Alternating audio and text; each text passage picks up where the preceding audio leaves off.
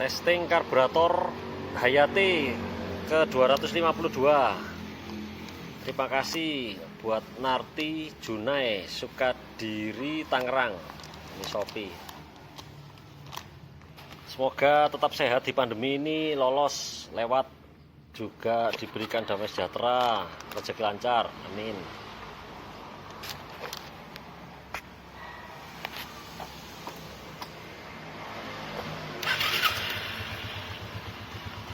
Tokcer seperti biasa, gasnya cepat naik cepat turun.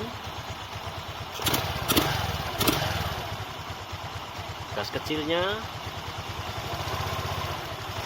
berisi, tidak kosong atau serak atau berebet ya, lancar.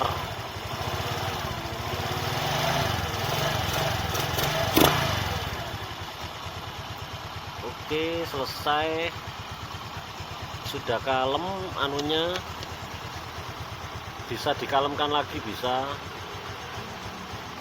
tapi supaya bagus untuk mesin cukup RPM nya harus cukup supaya untuk olinya jalan. Oke, terima kasih. Tambahan info untuk pengguna karburator dari saya, filter udaranya perlu dibersihkan mas. Kalau yang Skywave di sini di atas CVT, kalau Skydrive seperti ini. Diperiksa juga karet cup inlet wajib ada. Kalau di Skywave di serong. Jadi box filter dibuka, nanti ada karet jari telunjuk untuk menuju ke selang spiral. Di dalamnya ini ada karet kecil. Nah itu harus wajib ada, harus ada. Tidak boleh dilengserkan atau dicabut.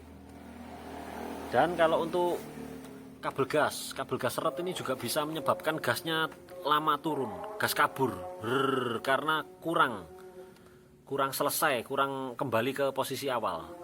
Kabel gasnya seret. Caranya ya piringan gas saya diketatkan lagi. Memang agak keras untuk mengkompensasi kabel gas seret tadi. Atau diganti kabel gas, atau dilumasi oli bisa. Cara penanganannya seperti itu. Nah, filter udara ini penting, karena filter udara kalau buntu, tidak peduli karburatornya original atau yang mahal sampai belasan juta, tetap hasilnya nanti sudah loyo, boros, businya hitam, basah, karena udara yang masuk sedikit seperti dibekap. Jadi karburator ini seperti dibekap, isap udara ditutup, karena filter udaranya ini kotor. Jadi harus di ekstrim kalau bersihkannya itu. Aqua 1,5 liter di botol, dilubangi, disemprot. Jadi disemprot, disiram bensin ya, sampai basah sekali, baru semprot udara. Semprot udara yang kenceng.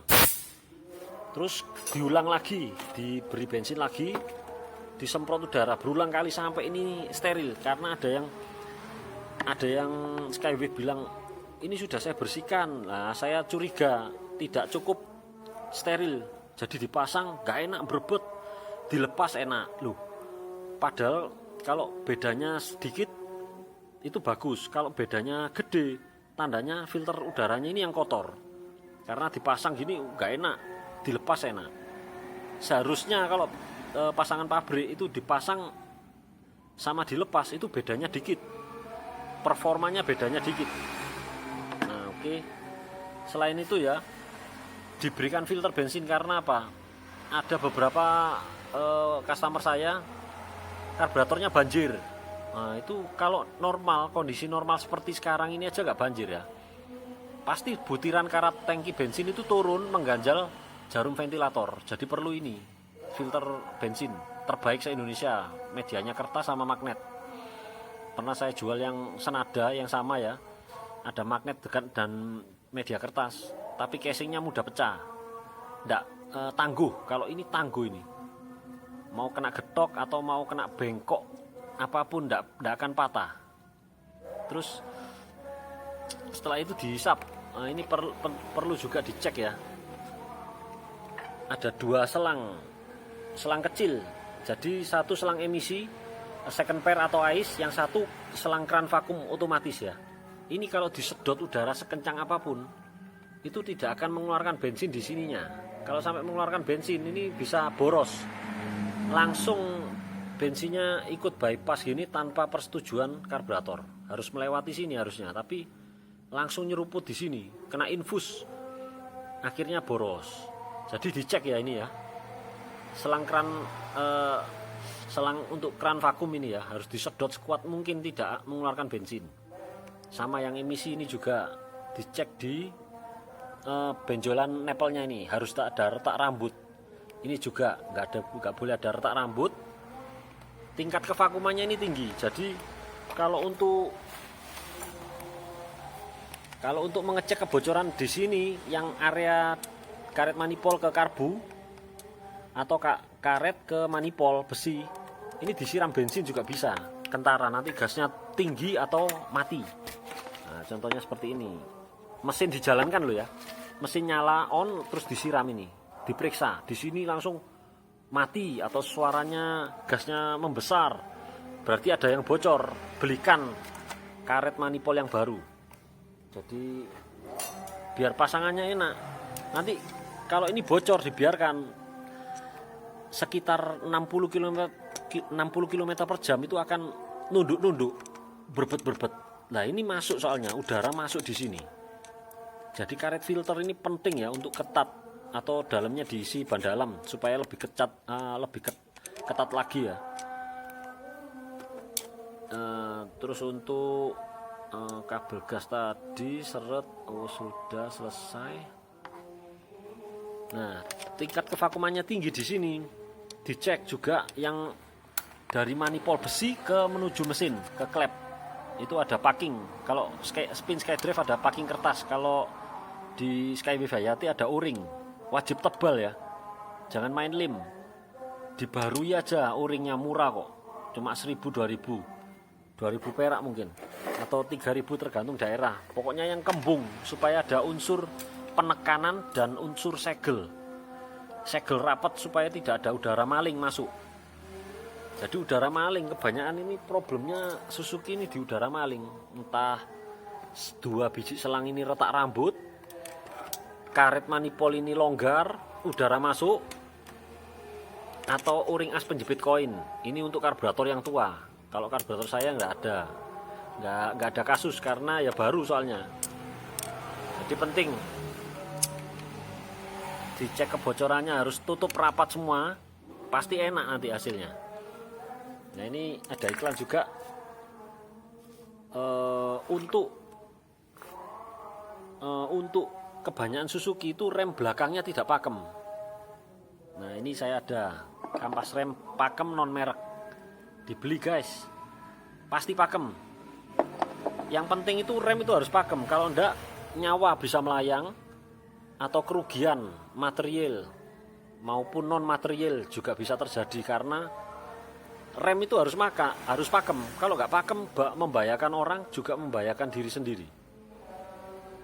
Ngebut jadi nggak pede, jalannya harus pelan-pelan, mengandalkan rem depan, celaka. Karena kalau posisinya miring dikit di rem depan, pasti akan aquaplaning, delosor, jatuh delosor langsung, kontan langsung delosor. Karena nggak boleh kalau waktu belok gini di rem depan ada pasir, langsung jatuh, rugi. Mending pergunakan kampas rem sebagaimana mestinya, belakang harus pakem. Nah, ini jaminan pasti pakem. Juga untuk setelah pasang karburator tadi, ada keluhan beberapa customer saya, larinya 40 km per jam, padahal fit semua, mesin fit, karbu fit, box filter beres. Nah, ini tinggal dilumasi dengan Timken. Ini varian Timken yang paling licin ya, ada yang tutup biru, merah, oranye, putih. Yang tutup hitam inilah yang ada tulisannya 5% moli disulfit. Ini anti aditifnya ya, anti wear. Jadi kalau Timken varian lain tidak ada 5% moli disulfit. Cuma yang tutup hitam aja. Ini heavy load, shock load, beban kejut yang tinggi, beban gesek yang tinggi. Data sheetnya ada di Google. Jadi kayak diantem digesek oleh besi ya, dengan tekanan yang besar. Nanti ada timbul luka berapa mili, itu ada ukurannya. Ini bagus, licin, paling licin dari semua varian Timken. Kalau gris-gris lainnya percuma, walaupun high temp atau kental atau nggak mudah menguap, percuma kalau nggak licin. Padahal fungsinya harus licin. Seperti torsi cam ini, kalau gerakannya pelan tapi keras itu, kalau diberikan licin, perlindungan sempurna, enak, performanya juga muncul, barang awet. Buat kones juga bisa. Kones ini beban kejutnya tinggi, kontak dengan lubang, hantam komstir, hantam kones, seperti kones itu dipukul palu, pukul palu terus berulang kali. Kalau ada gris yang paling licin, terlindungi konesnya. Atau klaker buat isi di bearing-bearing itu kan sealnya bisa dilepas, dimasukkan Timken, ditutup lagi, nanti bearingnya awet. Untuk bearing roda, bebek ataupun motorsport ya, untuk yang rindu kualitas ya, rindu kualitas di Indonesia yang terbaik ini, memang ada di atasnya ini ada SKF. Saya punya juga ini LGMT 3, tapi buat apa beli ini mahal-mahal, lebih mahal memang dari Timken, tapi nggak cocok, nggak kebeli. Maksudnya buat orang-orang awam gitu terlalu berlebihan ya, mahalnya fantastis, harganya terlalu fantastis, nggak perlu. Timken aja sudah cukup, paling bagus ini. SKF itu harganya terlalu nggak terjangkau lah pokoknya, apalagi bengkel seperti saya, cepat habis, wah sayang. Oke, selesai semua. Nanti saya berikan link deskripsi, di deskripsi ya, link pembeliannya kampas, Timken maupun filter bensin. Setelah kabel gas, nanti mungkin pemasangan untuk Skywave dan Hayati karburator saya perlu setelan ini, di setel yang di bawah tombol starter. Ini setelan gas ini. Tuh. Oke. Sementara itu tambahan infonya.